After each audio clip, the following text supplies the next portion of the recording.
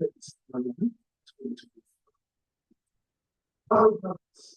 access your phone, you can see that item on your phone and any other device using this URL listed below. If you do not wish for your name to appear on the screen, use the drop-down menu and click on Rename to rename yourself to be anonymous. To request to speak, use the raise hand icon on the screen. If you join by phone, dial 1-669-900-6833 and enter meeting ID 826-5339-6072. If you wish to come during the public comment portion of the agenda, press star 9 and wait to be recognized. Brings us to our main acknowledgement. The city of Berkeley recognizes that the community we live in was built on the territory of the Huchino, ancestral and unceded land of the Chochenyo speaking Roman people, the ancestors and descendants of the silent Roman man, Dominic County. This land was and continues to be of great importance to all the living tribes and descendants of the Roman man. As we begin our meeting tonight, we acknowledge and honor the original inhabitants of the Berkeley. So commonly, all the people who continue to reside in the state. We recognize that Berkeley residents have continued to benefit from the use and occupation of this unceded stolen land since the city of Berkeley's incorporation in 1878. As stewards of the laws regulating the city of Berkeley, it is not only vital that we recognize the history of this land, but also recognizing how many people are present members of Berkeley and other East Bay communities. Which brings us to agenda. Item number 1. Hey, Mr. Chair, thank you. We're going to go ahead and do roll call for the record. Meeting was called to order at 6:34. We're going to go through the roll. Chair John Chipmore. And Vice Chair Leo Wilson. I have received the proof of leave of absence. Board Member Kim Calvina. Here. Board Member Judy Buckley. Here. Board Member Russell Cartano. Present. Board Member Alice Wilson, Secretary that is not attended. Board Member David Rose. Here. And Mr. Chair, with the 5 members of the PAB, you have the alternate.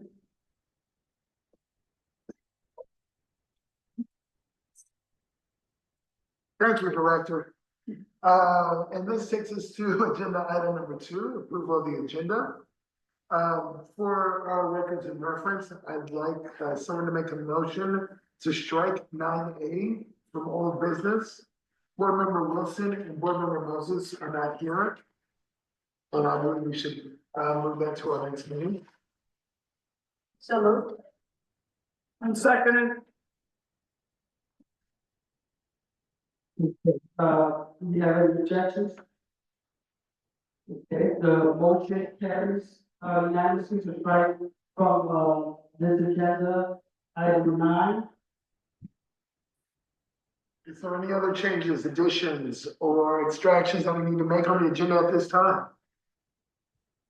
All right, if not seeing any and not hearing any objections, I'm going to move us to agenda item number 3, public comment. Director, I'll hand it over here. Thank you. The meeting members, right now we're at our first public comment section. Speakers are generally allotted for 3 minutes, but maybe allotted less time. There are many speakers that may comment on any matters within the board jurisdiction at this time, except confidential personnel matters. Mr. Chair, I see no members of the public currently present, so I'll move to ask our community members that may be online if they're interested in doing public comment. We do have one hand raised. We'll go ahead and acknowledge to see if this individual wants to provide a public comment at this time.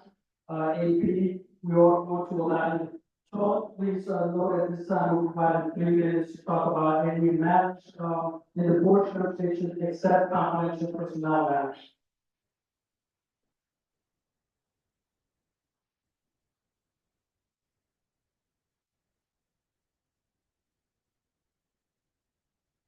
Okay, you are now permitted to speak. You are on with the board if you're interested in providing commentary. Okay, hearing none, I'm gonna go ahead and remove the permission to talk. We're gonna lower the hand. Any other members of the public that are interested, in providing public comment on the school, please provide, please raise your hand icon so we can acknowledge you.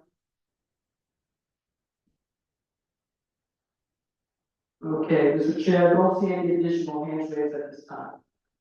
Thank you, Director. That's gonna take us to agenda item number 4, approval of the minutes. And we're looking at 4A, minutes from the regular meeting of November 13th, 2024. Any changes? I move we accept the minutes. Second that. Simmer. Could I also, excuse me, ask that we not use our microphones? The acoustics in here are very echoey, and I see that you turned yours off. I think it's much better if we don't use the microphone. There's definitely some reverberation going on. I'm assuming that the public could hear and that it's recorded. Right. Yeah, and the transcript, the CC closed caption appears to be accurately, capturing, so if you wanna, continue that way, you can do so. Just please remember to enunciate and speak loudly. So we have a loud motion to approve the minutes. Do I hear any objections? Not seeing or hearing any. Okay, motion carries unanimously. And that will take us to item number 5, ODPA staff report. Director, please. Okay, thank you, board members. We also did, acknowledge our fellow staff members present. We have, Captain Schofield, online. We also have Lieutenant Rigo available with us. And from the CMO's office, we have Dr. Redondo. From the city attorney's office, we have Stephen Hyles available. Investigator Rector from the ODPA is behind the scenes. And I'm present as your secretary for tonight. We wanted to thank you for your flexibility in coming into this new office space. We understand still things we're trying to work through. The acoustics that you mentioned is one of them. We do have a live quote to try to keep the environment. As you know, we have some sound panels. They're not necessarily the ones that we're going to have permanently, but there are other fixtures we're going to do in due time. So we appreciate your flexibility with us during this time. I wanted to also just provide a quick update. Board member Calavita mentioned that at the last meeting that I was going to attend the ASC conference in San Francisco. I was able to attend it. We had a good conversation within our panel group. We were discussing civilian oversight of law enforcement in California, challenges and opportunities. There were other individuals in our roundtable doing research on the equivalent of the specialized care unit in their jurisdiction. And there was another scholar doing research on Latinos and immigrants and public safety issues. So we had a really good, robust conversation. We were joined in our civilian oversight table by the director of the San Francisco model, Paul Henderson, and also a colleague from the Richmond civilian oversight program, Commissioner Carmen Martinez. Since the last meeting, we had at least 2 NACO webinars, and I wanted to just flag them for the board's attention if you didn't get the opportunity to attend. Very important topics. The one, two webinars ago was on the topic of discipline matrices. And that's something that I've engaged with the chief. My understanding is currently the department doesn't have one. I think it's important that we try to establish one, and this is a good opportunity to have community input into what potential, what should discipline look like in cases that are sustained for misconduct. So we do, have the, ambition, early next year to have a community forum on what this discipline matrix could look like for our office. Just as a reminder, within the charter authority, we have the ability to provide recommendations on discipline. So currently, if and when we sustain cases, I utilize what's called the Douglas factors, which includes an analysis on the mitigating and extenuating circumstances, among other factors, to try to put forth a recommendation. But it may be more helpful to have discipline within the community values here in Berkeley. So be on the lookout for that conversation. The other webinar happened yesterday or this week, and that was regarding firearms. It was the second part of a firearms discussion. Dr. Weston from Louisville was providing an overview of firearms. Really good conversation. That webinar will be available 3 months from now. Update from us, we're also, the chair and I have renewed our membership for Noble. There is a live call for papers for the next Noble conference, and I think we're doing a lot of good work here, and it might be important to pitch in or contribute to that discussion. If you have any ideas, we'll go ahead and circulate the Noble conference link. And again, Noble is a national organization for Black law enforcement. There is a local chapter here. We do know that the police department has now also been engaged with Noble, so that's important to keep that important network with that organization. In terms of end of year, we'll have some holiday closing, as you may suspect. So we'll be light in terms of our presence, but we are planning to come back strong next year. We didn't get the opportunity to do a formal launch of the office yet, so we'll be back to do a community event where we invite community members here to the space. I want to stop there to provide some time for Dr. Redondo to provide some updates. And I don't want to trip on her, but I'm sure she's going to cover it, so I'll chime in. Thank you, Director Aguilar. And can everyone hear me okay? Yeah. Wanted to just present an update and also put a promo on our next Community Violence Intervention Forum that's going to be happening virtual this Saturday. I believe Director Aguilar and his team has sent out updates, so please continue to spread the word on that. I'm happy to report out that this past Friday, the City of Berkeley, in partnership with Live Free and the National Institute for Criminal Justice Reform and the Center for Food-Based Injustice, hosted the first Community Violence Intervention Forum for our Gun Violence Intervention and Prevention Program. The forum included introductions from city staff and partners, so staff from BPD, Health, Housing, and Community Services, the City Manager's Office, and we're graced with the presence of Director Aguilar. So it's wonderful that we had a really good representation of city staff, but also we received critical insights from Berkeley's faith leaders, youth, advocates, and community-based organizations. The focus of this conversation was not only to be in community and talk about the Gun Violence Intervention and Prevention Program, but the National Institute for Criminal Justice Reform and Live Free talked about the gun violence reduction strategy and the success that they've seen in other neighboring jurisdictions and across the nation. And we really led a community discussion that focused on needs, shared goals, and opportunities for collaboration. Based on that discussion, some key themes that emerged were the importance of mentorship, advocacy, healing, and rapid response in addressing gun violence, along with other critical insights.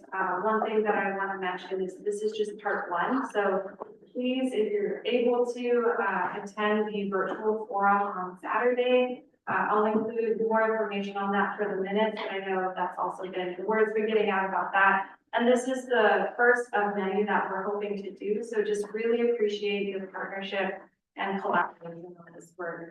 Very exciting for the city of Berkeley. I think that's all I have for my update. I don't know if there's anything else you wanted to add about the CBI forum, but it was a really wonderful conversation. I was particularly excited about the engagement that we had from Berkeley High Youth in terms of really critically thinking about what opportunities can we create as a community for providing support, not only for gun violence intervention and prevention, but just violence intervention and prevention in general. So it was a really engaging conversation. Yes, and I'll just echo that. I did appreciate also the youth engagement. One of the things that they were interested in was in opportunities. And we're looking forward to provide opportunities to the community wherever we can. On the other side of this, the other wing, we have a dedicated intern room. So we want to make sure we're engaging our youth out of the conversation that the chair and board member Cayetano had with the high school youth. It yielded at least one high school student interested in interning with us, so we provided the information. I know board member Calavita also expressed interest in forming an internship program. We're inviting interns, so we're working on building those relationships out. And now that we have the physical infrastructure, we want to make sure we're opening up to the community. But I was very impressed by that conversation.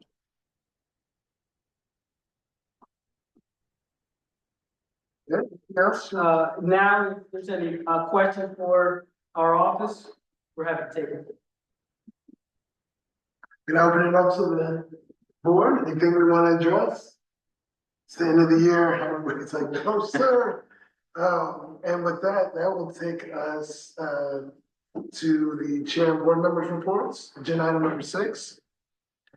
And I just want to say again, as we finish out this year, thank you all for your dedication and your service. This is an ever-learning process, and we are community members who put our time, energy, and effort into making this a safe community for everyone and making sure that everyone has a voice. I believe in the work that we do here. I just wanted to say thank you all for your service as we finish this year up. And with that, I'm going to open it up to any other board members who'd like to say anything. I see board member Cayetano. Yeah, just special thank you to the chair for his service. I know it's been 2 years. I don't know if there's a limit to how long you can chair, but thank you for your time on the board. And your leadership has been very inspiring to me in particular, so thank you for that. And also, I just want to announce that I was sworn in today, so I'm officially an attorney. We don't need to clap again. We already clapped. But thank you all for your support. Glad to be here. Congratulations. I'd just like to say, it's been, a privilege and an honor to be the newest member of the board, to be able to immerse myself around the subject of police accountability has been amazing for me. I recently completed an internal affairs certification course through Mr. Dable's law group. And so everything I learned, I'm planning on applying towards all policy review. So I just look forward to moving into the next year and being able to be as effective as possible with my fellow board members. Well, if I'm not seeing or hearing other board members who have anything to say at this time. Just to confirm, you're still chair next in January for at least one meeting. Yes. 2, actually. Is it 2? Yeah. Yes, if city law allows, and where I'm at in January, yes. Ah, okay. Yes. Very cryptic, but I can explain later when we are Yeah. we have a minute. That being said, I'm gonna open it, we're gonna move ahead to agenda item number 7, and that's chief of police report. I don't know where to turn now in this new setup. Thank you. Thank you. Good evening, everybody. My name is Kevin Schofield. I'm a captain of the police department. I'm currently filling in as the deputy chief for Deputy Chief Tate, who will be back in January. A few things to go over. Staffing to start with. In regards to staffing, the department's in our 5th month of using a new company to assist with identifying applicants. It's called All Star Recruiting. We've seen an increase in applications, which has created the need to do oral boards and interviews more frequently to keep up with the competing agencies in our area. We want to identify and build a relationship with the best applicants as soon as possible. For example, we've been conducting dispatch interviews nearly every week to fill the current 15 vacancies. It's too early to tell if All-Star Recruiting will change the trajectory of our hiring, though we're certainly hopeful. And at the moment, only parking enforcement officers are fully staffed, and the recruitments for community services officers to fill the newly funded 7 positions designed to supplement patrol and investigations are underway. So a lot of work happening there. Regarding training, last month we added AEDs, automated external defibrillators, to our patrol vehicles, and we trained officers in their use. We're fortunate the fire department, who has EMTs and paramedics, also have a very quick response time to such calls. But in a rare case that we come upon a cardiac emergency, or we, the police department, can get to a call quicker than the fire department can, our officers now are carrying a tool that can help save another life. So hugely important tool for us. Dispatchers were also trained to dispatch the appropriate resource considering the availability of the AED, but based on the higher level of care, the fire department will take over as soon as they arrive on a scene. So we have a good working relationship with them as well on this. This week, we'll also be conducting department-wide training on ALPR. Up to this point, we've only slowly trained departments who will be available internally as a resource for other officers, detectives, supervisors, and dispatchers. We continue to make great use of this technology. For instance, last week, a detective created a hot list of a vehicle with a cold plate. A cold plate is a license plate that was taken from another vehicle. And that vehicle was associated with several hot prowl burglaries in the South Campus area. The license plate hit on an ALPR camera in the South Campus area after that. Officers were able to detain the driver, who was found in possession of stolen property and the personal identifying information of nearly 100 different people. Regarding crime trends, the holidays typically bring an uptick in retail crimes such as business smash and grabs, theft from delivery vehicles, package theft, plus online scams. As staffing allows, we will put out extra patrols in our business districts as a deterrent, and for community outreach, our Community Services Bureau and PIO will be sharing community tips to avoid being the victims of crimes, of these types of crimes. And other events that are noteworthy, last week, as everybody knows, there was a tsunami warning. The fire department activated the Emergency Operations Center in the Public Safety Building, which was comprised of fire department staff, police department staff, and the city manager's office. BPD's primary function was to help in evacuations. The initial evacuation area was the entire Berkeley Marina, which is a significant undertaking that required nearly all of the staff on duty to stop what they were doing to shift their focus to this incident. Initial estimates gave us just over an hour to evacuate the marina. Overall, the evacuation went well, aided by the city's recently acquired outdoor warning system, an EOC project, plus Nixle alerts. The biggest problem ended up being traffic control over the University overpass. The evacuation warning was canceled about an hour later, but within that hour, we operated as if the tsunami was imminent. In hindsight, it was probably the best 1 hour of tsunami preparation that we could have experienced, and we certainly feel better prepared for the future, should it happen again. Since September 24th, we've had 5 Vision Zero qualifying collisions, with 3 of the 5 being fatal. So our motor unit, which is down 3 to 4 motor officers, have been very busy. Whenever there's a collision involving significant injuries or death, staff from the police department, public works, specifically the traffic engineers, the city attorney's office, and the city manager's office come together to discuss details of the collision. The meeting is convened by the transportation division within public works. The goal is to examine the collision from both engineering and enforcement perspectives to improve a mutual understanding of how both play a role in public safety and to effectively communicate with the public. Final thing I want to mention, it was already mentioned earlier, I want to highlight it again, is last Friday on the 6th, the police department attended the first GVIPP forum at the McGee Avenue Baptist Church.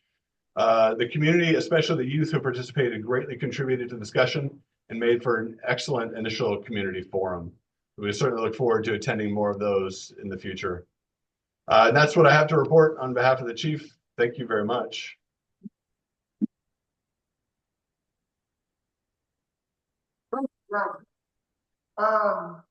Is there any questions? Anything you'd like to address? I have one question.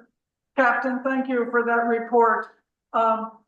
We were notified that there had been an incident in the last week or 10 days, I forget the date exactly, in which pepper spray had to be used. And I'm wondering if you can tell us a little bit about that incident. And I understand that the pepper spray was not effective. Can you tell us about that and why it was not? I am aware of the usage. I apologize. I don't have the report in front of me. It would take me a few minutes to try and get that together. I am aware of the usage, but I can't speak to the effectiveness or the circumstances of the call at this moment. I'm certainly happy to look into that though. Okay, thank you. Mr. Chair. Yes. Captain Schofield, if I can, because that was the first time that I think we received a notification during my time here. Is it your understanding, is it 7 days from when the incident occurred that the notification goes to council and now the PAB? Or is it 7 days from when an investigation is completed? I've personally not written one of those reports in a long time, so I would need to double check. I don't want to speculate. I just can't pull it off the top of my head, but I'm happy to look into that. Just to clarify, you're saying 7 days from the investigation or 7 days from the incident? Yes, I'm just trying to get, because it was a little bit beyond that time frame. I think it was like 21 days or so that I think the incident occurred in November, and we just received the notification over the weekend. I'm certainly happy to look into that. I don't recall the date of it. I do recall the incident though. I guess the thing that I was interested in also was apparently it was altogether ineffective. And I'm just wondering if you're familiar with pepper spray and how it can be so ineffective. Certainly, it is absolutely not a fail-safe thing at all. There are a lot of factors. Some people just have a response that personally that pepper spray has less impact on them. So it can be on the person if it's windy or wet, or if not all the spray hits in the face, or if just a little bit of it is, there might be a different impact. To have the maximum impact, you need it directly in, but some people just have less of, or a much higher tolerance, I should say. So it absolutely does not incapacitate everybody, and it is ineffective on some people. Thank you. Any other questions at this time? Not seeing or hearing any more questions. I want to thank you for your time, Captain. Thank you. Have a good evening. You too. Take care.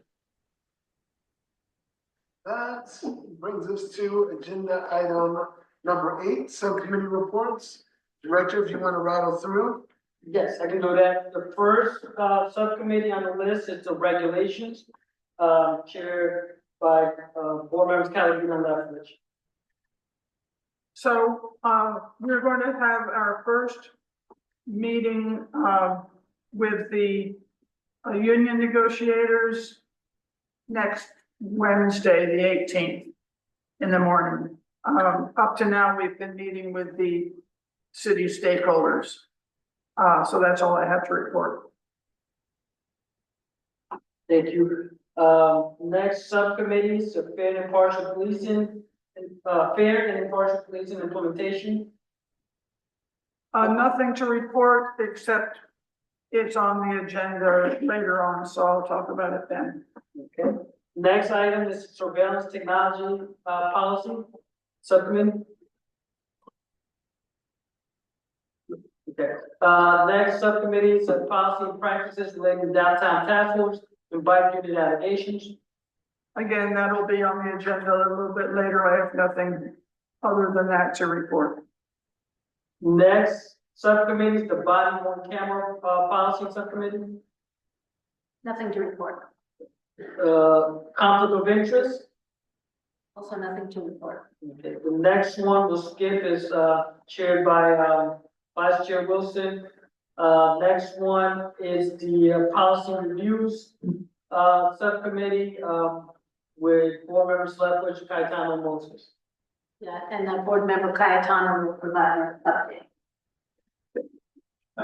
So the subcommittee met with the departments last week, 2 weeks ago, and it was, subcommittee met with the department, a week or 2 weeks ago, in response to the department, raising a small issue with our drafts. And just to give a little bit more background, at the last meeting, I mentioned that we had agreed and that the department had submitted to the city attorney a draft that the subcommittee was happy with. And so the department raised to us a change that they wanted to make to that draft that caught us by surprise, to say the least. And so the subcommittee now is prepared to submit to the full board and to the department a report that details our position on different pursuit intervention tactics and the standard for when they should be employed in Berkeley. And so we will continue to work with the department on that amendment, and we will send it to them this month. And if we can't reach, hopefully the same agreement that we did have a couple weeks ago, then we will present that to this board, and with the expectation that we will have to go to the full council to resolve our differences. So our hope is that we can reach the agreement that we have with the department about pit maneuvers and ramming and other intervention tactics in Berkeley. But that is to be determined. So stay tuned for an update on that. And that sort of has to do with what my agenda item is later on as well. So thank you for listening. Appreciate it. Okay, next one is the budget and metrics. Nothing to report on that. Outreach and engagement, Nothing to report on that. off-duty conduct, Nothing to report. operations and processes.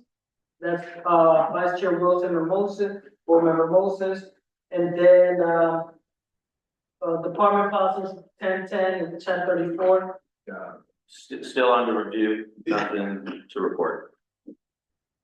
We're gonna get it together now. We'll get it together. That's all me.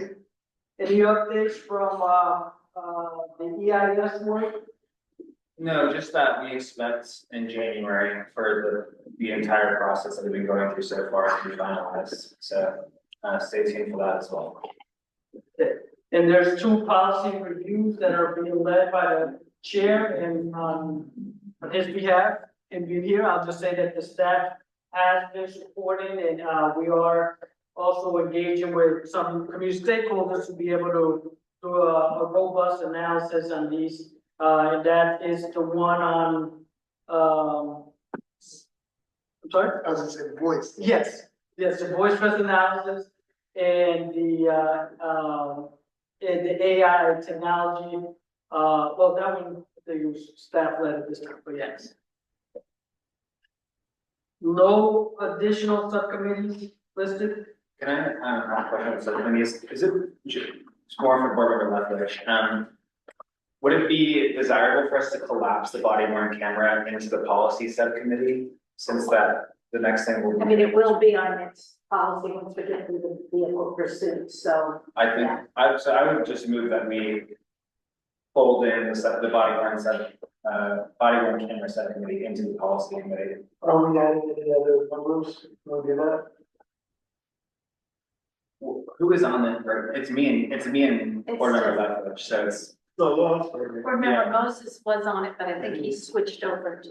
And we have that as a, we dedicated to switching out without for sure. Just wanted to make sure. Okay, great. Is that a motion? No, I moved to fold the body worn subcommittee camera into the policy subcommittee. And that's good with the subcommittee? We are the subcommittee. Yes, I just want to verify. I mean, the other alternative would be just to take it off the list and with the understanding that we would be turned to it next, so it's the same. Yes, I mean, that's sort of what I proposed. Yes. So I second that motion. Excellent. Do I see or hear any objections to the motion? Not seeing or hearing any, Director. Okay, motion carries unanimously. That completes that, item. Excellent. That takes us to agenda item number 9, new business. And that's 9A, discussion and action on the new policy complaint 2024-PR-0007 in accordance with section G. Policy complaints and reviews in the PAB's standing rules. Director. Okay, hey, I'm sorry, we're 10A, right? So, Okay, so, as we noted in the memo, this complaint, it wasn't something that we were able to easily pick out. A policy, practice, and procedure that should be reviewed. Normally we provide a recommendation. We were just unable to with this particular one, so we were really deferring to the board. In essence, the community member has indicated that over a period of 7 years, he's been subjected to various forms of attacks, and he has sought the assistance of the BPD, but has not received it. Specifically, it's through satellite technology, and he believes it's related to organized crime. So on his face, it wasn't something immediately that we were able to identify for the board, but we're on standby with whatever the board wants to do. Typically, we invite the community member to come before the board. He was invited and informed in person. He did not express a specific interest of attending. But if he is present in the Zoom webinar, please raise your hand icon and we can provide some opportunity to speak to the board. Okay, I don't see any hands raised. I do believe that there's also a public comment opportunity if any community members want to weigh in on this particular policy complaint. Please raise your hand icon, even if you did not file it and you're interested in making a comment. I don't see any raised hand icons.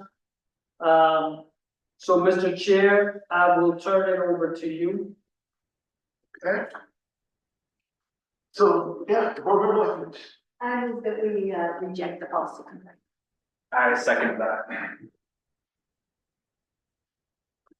Okay. We have a motion to reject the policy complaint. Do we have any objections to the motion? Seeing no objections, Mr. Chair, the motion carries unanimously to reject the policy complaint. Thank you, Director. I would just like to add that, I think that we might note that the reason is that there isn't a specific policy or practice that's specified that we could review. We'll let the record reflect it. And that takes us to 10B, discussion and action regarding the status update on ODPA policy review 2023-PR-0007. Okay, and members of the board, if you recollect, a few months back, we received a policy complaint. We're in the active process of reviewing it. We have identified two sort of underlying issues. One, we don't believe it would be prudent and or potentially would trip up, some of the guidance that is in the standard rules in terms of being able to make, decisions while there's a personnel complaint active. So what our suggestion here is that we, move forward with one of the elements of the policy complaint and that we, are able to finish the other, aspect of it before. Is the milk, I'm sorry, the milk crate sometimes downstairs for you guys? Oh, The door was locked. the door is locked and there's no buzzer. Okay, there are two doors, so, thank you, ma'am, we'll go ahead and Get them, okay. appreciate it. So there are two, items within this policy, two general topics. We believe we can and we should continue with the, public reporting, once we wrap it up of the one element. And then the other one, hold it off on the personnel, which should also be completed within the next few, weeks. So we wanted to see if the board would, sign on this approach, and if they had any questions, concerns about it, or a different route to take.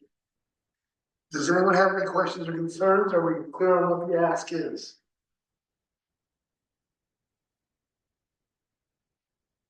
We have any issues with splitting this? I don't have any personally.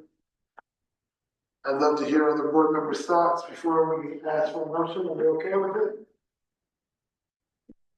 No, I'm gonna ask for a motion. I move that we accept the Monica's recommendation. Second. Okay, do we have any opposition to the motion? Okay, hearing none, we'll go ahead and, approve the motion. The motion carries unanimously. Excellent. That takes us to 10C. Discussion and possible action on the status update regarding the outstanding request to BPD for vehicle pursuit forms. Board Member Cayetano, you have the floor. So this relates to the policy subcommittee's work. If you recall, we requested that BPD give us the 187A pursuit forms from 2013 to 2020. We were able to receive the 2021 to 2023 187A forms from CHP after the department directed us to make a public records request to the California Highway Patrol. And in response, California Highway Patrol only gave us 3 years of data. And we understand, and the department has confirmed that they are actually in possession of the 2013 to 2020 raw data. So they don't have the forms readily accessible, but they do have the raw data. And at the last meeting, I put this request on hold because the department and the subcommittee had reached an understanding about the vehicle pursuit policy, one that we were happy with. And now, because the subcommittee needs those forms and needs the data in those forms to write, a data-driven, statistically based recommendation to this board, we are going to renew our request for those 187A forms from the department. There's not necessarily action that this board needs to take right now, since we already made a strong request to the department. But I did want to explain to the board what the department said back to us. And what they said was there's no way for them to query within their data system the 187A form. So let's say you put in the search bar 187A forms, there's not going to be anything that comes back. They're building that into the system now, as is my understanding. But there's no way to query it. So what they have instead are police reports, 250-ish police reports. And in those police reports is the data that we need, specifically the data around when a pursuit has occurred in Berkeley, what was the result of that pursuit, what intervention tactics were used to end that pursuit, what property was damaged, what people were injured, things of that nature. Everything that is listed and described on public, forms that we can make public records requests for. The department has told us that it would take about 6 months for them to look through those reports and actually get us the 187A pursuit forms, based on, their internal, staffing allocations right now. And so I think that 6 months is too long for the subcommittee to wait, because we have a statutory obligation to review within 30 days of implementation. So right now we're kind of like between a rock and a hard place. So I'm going to let the request remain as is currently articulated, but there is an option for us to request all 250 forms and allow ODPA to sift through the material themselves, in order to give us the data that we need. And I believe, and my understanding is that ODPA believes that they would be able to do that within a week or so, which would be much more expeditious and helpful to our duties as a subcommittee. So I'm going to let the department respond to this renewed request and to see where they stand, based on our internal conversations with the department, to see if we can't reach another agreement. But in order to write a full and accurate report and recommendation to this board and to the city council, we'll need those documents. So I'm hoping that, we'll be able to work out a quicker and more effective way than, what is currently on the table. If there's any questions, I'm happy to answer. I know that there was some back and forth last time about the availability of these records, and so maybe, Ken Rigo can also help us, but I mean, everything that I've said so far has been based on our internal communications with the department. Thank you, Board Member Cox. Does anyone want to jump in and reflect on that? Anything to add to the conversation? So the director and staff say that that's something they could do with those data? Yes, it wouldn't take more than that small amount of time that you mentioned. There's not so many reports that, I mean, it depends what the 250 reports would look like. But yes. I mean, the director can confirm this, but. Yeah, we did meet with the board member, and this is something we can report on, especially as we wrapped up the year, and it'll also be helpful to include some of this data where appropriate in the annual report. This is annual report. Yeah. 100%. Okay. Well, please keep us in the loop, Board Member Cayetano, and let us know how as a board we can be effective in supporting this inquiry. Because we do want the data, and we do want to, I mean, there's no reason we shouldn't have a whole of that information. Yeah, especially, I mean, like, I've said this before, and I'll say again, I mean, like, the department has to disclose it to the state. And they do in fact disclose it to the state, these forms. So we should have access to the data as well. And they say they have the data, but so that's, yeah. I understand, I feel your pain. And that being said, that's gonna take us to agenda item number D, or letter D, discussion and action on the PAB strategic planning session for 2025. Director? Yes, so based on the feedback and interest that we received from the board, it seems like we're going through the facilitated retreat, but there will still be a retreat that we did nudge board members try to send a doodle. As of the last reported on it, I think January 25th was the best date with board members expressing interest on that date. But if we can solidify that now, and part of that session would be to produce a work plan as required on the commissioner's manual. It is something the PRC has done. We did provide some examples there. I think that there has been some grace by the council, understanding that we're in transition, but we should get back to producing that work plan. And it's also helpful for community engagement and being able to be transparent with the community. Were there alternate dates feasible? Well, the other ones had 3 votes, so, you didn't quite have the, quorum. But there are people who haven't responded yet, is that what you're saying? Yes, so, Could you please send something out asking board members to respond? I can do that, but I'm checking in real time to see if there's been any update. Yeah, right now, I have January 25th, one floated dates. We have 4 members there. We have for Saturday, February 1st, we have 3. And, Saturday, January 18th, we have 3. So we can nudge them again. And so I'm gonna encourage everyone to fill out this doodle and so we can dial this in and prepare. Could you send it out again to everyone? Yes.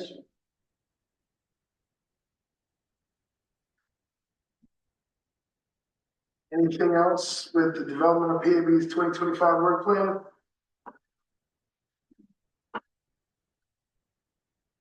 Just a reminder that me and my fiance, we are expecting, in the month of February. Right now, the date is the 18th, but Get a super pass. yeah, nothing is Don't you worry. written in stone, so we'll see how it goes. Good, congratulations. Thank you. Congrats.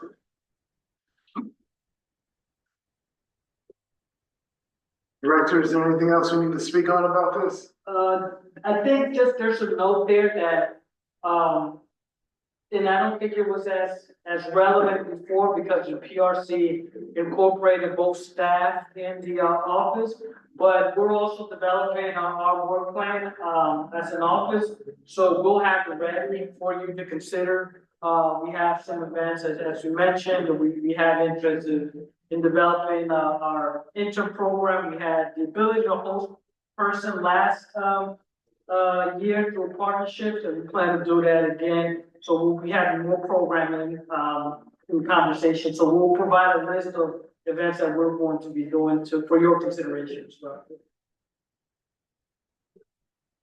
Excellent. Okay, if there's nothing else, I'm gonna take us to letter E, discussion and action on the proposed presentation of the PAB's reports to council.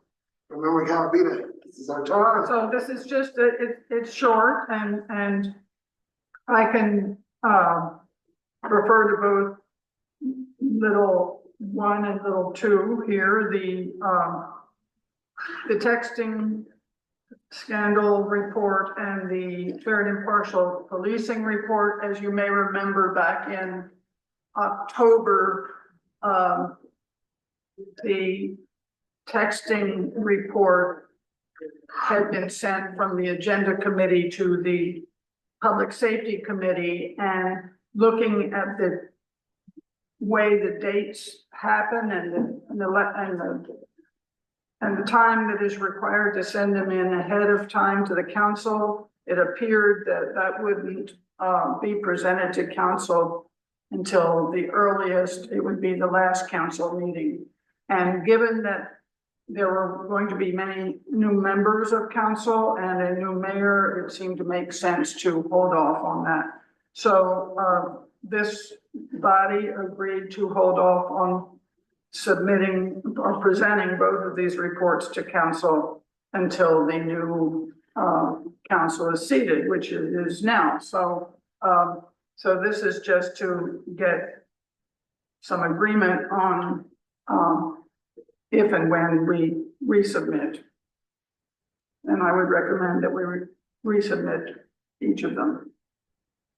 Okay, is that our motion? Yeah. Oh, And I'm sorry, just before the motion, it'd be helpful to just get some guidance. I do have the council schedule for 2025.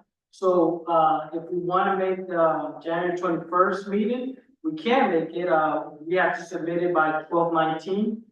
Which we already have the report, so we just submitted, but this is for regular session, so I wanted to see, is the interest going to regular, or are we seeking a special meeting to do this? And or a special meeting right before the regular? I think whichever the mayor and city manager prefer. Okay. I mean, I just think we should do whichever they prefer, but we can submit these But that doesn't mean that they'll go to that next council meeting, because typically what happens is they get sent off to the agenda committee and possibly the public safety committee, so it may be quite a few weeks after that.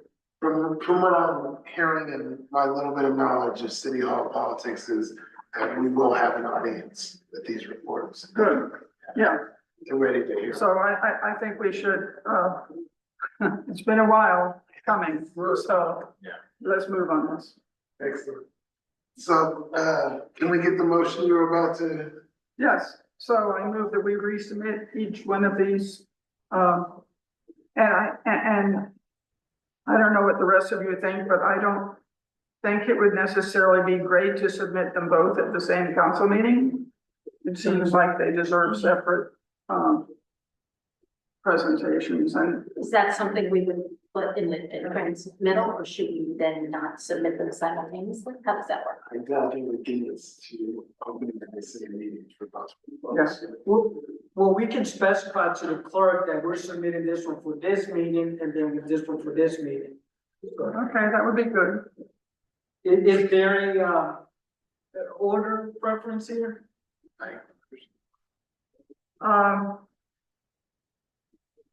I don't know what people think, they're both very important. I agree, but I think with the bike, The bike unit thing is, yeah.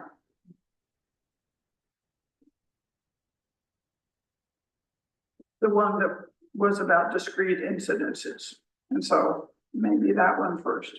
Okay, and if I could restate the motion, so So I move that we resubmit these two reports to council with suggestions as to which council meeting they should go to, prioritizing the bike unit report. Not prioritizing, but proposing that that goes first and the very impartial policing second. do we have a second on the motion? I'll second that.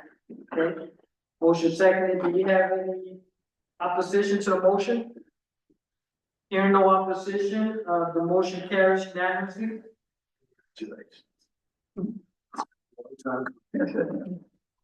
that takes us to agenda item F, ODPA updates for 2025. And starts with little I1, budget updates, Director. Yes, just wanted to provide the board an update, so, in the city process, and this is not unique to this jurisdiction, but whenever there's any money unused, it normally goes back to the general, pot, the general fund.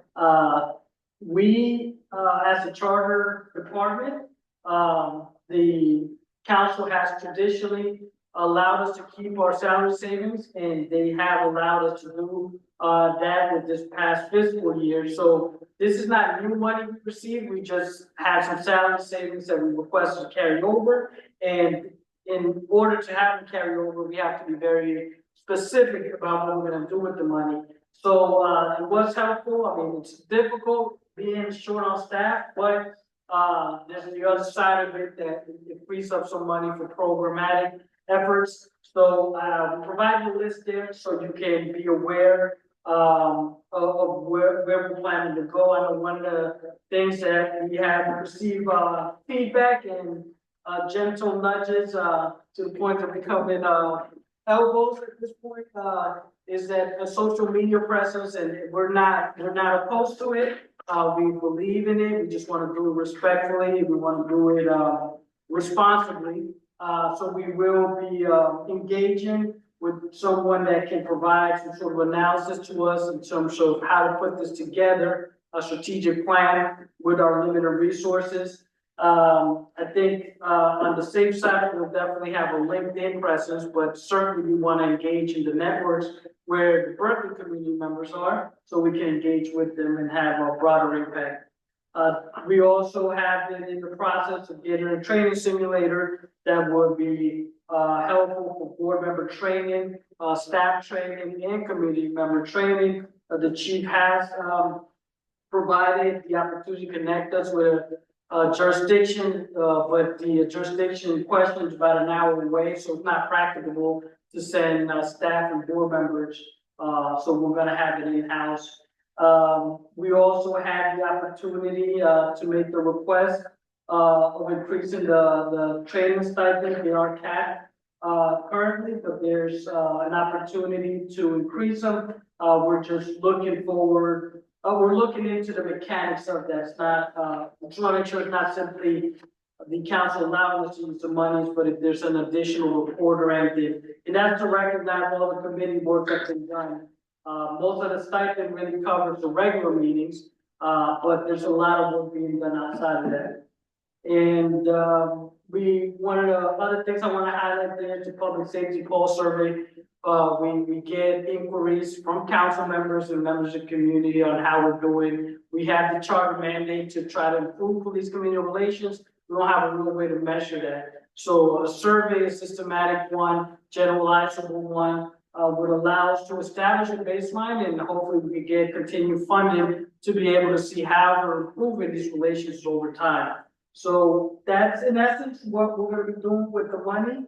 But we're happy to take any questions at this time.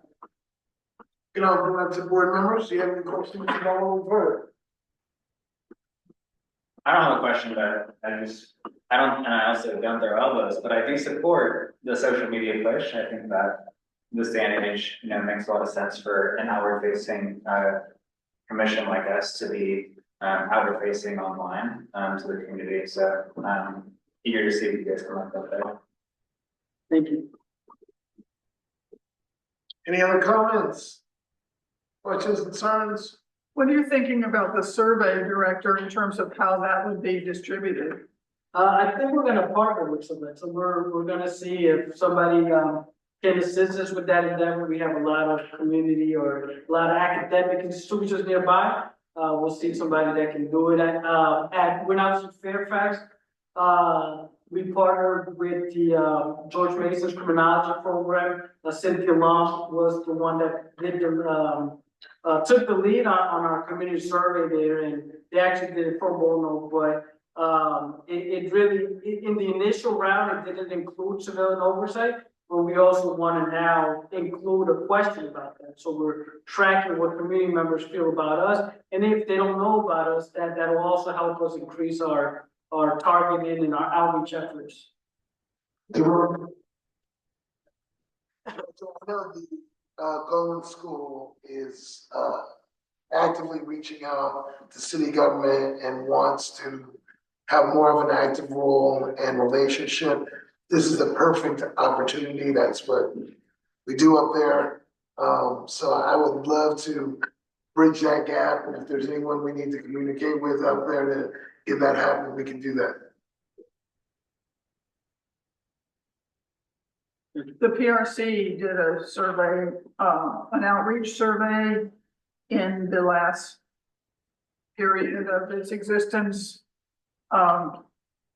And what it turned out, not surprisingly, that it's really important that we get the survey out to a wide range of people and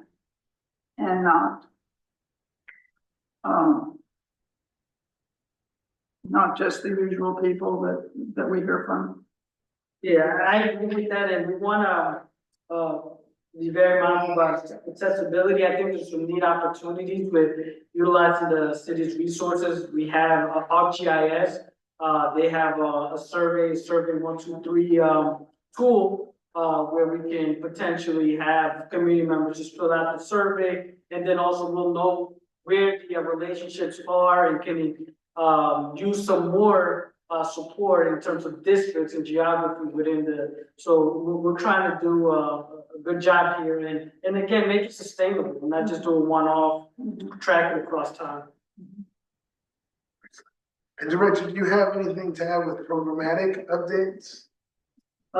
Just we are looking for definitely the thematic, I think, programs, Black History Month, the Hispanic Heritage Month, Asian American Month. There's a lot of different months where we can celebrate diversity. We have some really good conversations. We're thinking about also doing movie nights over here and having conversations I just rewatched, Fruitville Station, and it's been a few years since I watched it because it's a difficult movie to watch, but, I think just remembering the importance of the work that we're doing here and tying it back to how we can improve these community relations is gonna be important, so, and also working with our community stakeholders and partners. Love that. And on that note, I want to invite everyone this Friday from 4 to 7 p.m. There is a community gathering where our new mayor will be speaking and inviting others to join her at the South Berkeley Senior Citizens Center from 4 to 7 p.m. And yeah, I would like to make sure that invite goes out to them. And that being said, I think we're good to go to agenda item number 11. Public comment. Director, I'll let you take it. Sure. We're back in the public comment, item for members of the public who are currently, tuned in on the Zoom webinar. Please raise your hand icon so we can provide an opportunity to speak. Speakers are generally allotted up to 3 minutes, but maybe allotted less time if there are many speakers. They may comment on any matter within the board's jurisdiction at this time, except confidential personnel matters. So, Mr. Chair, let me just migrate over.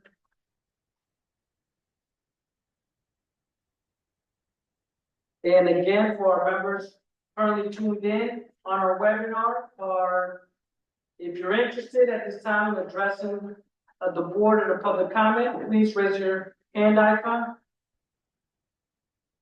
Mr. Chair, I don't see any raised hand icons at this time.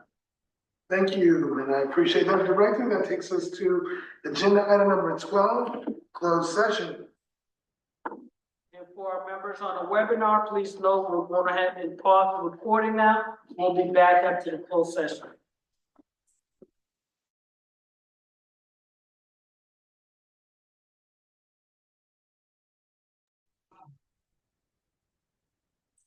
Back into our open session.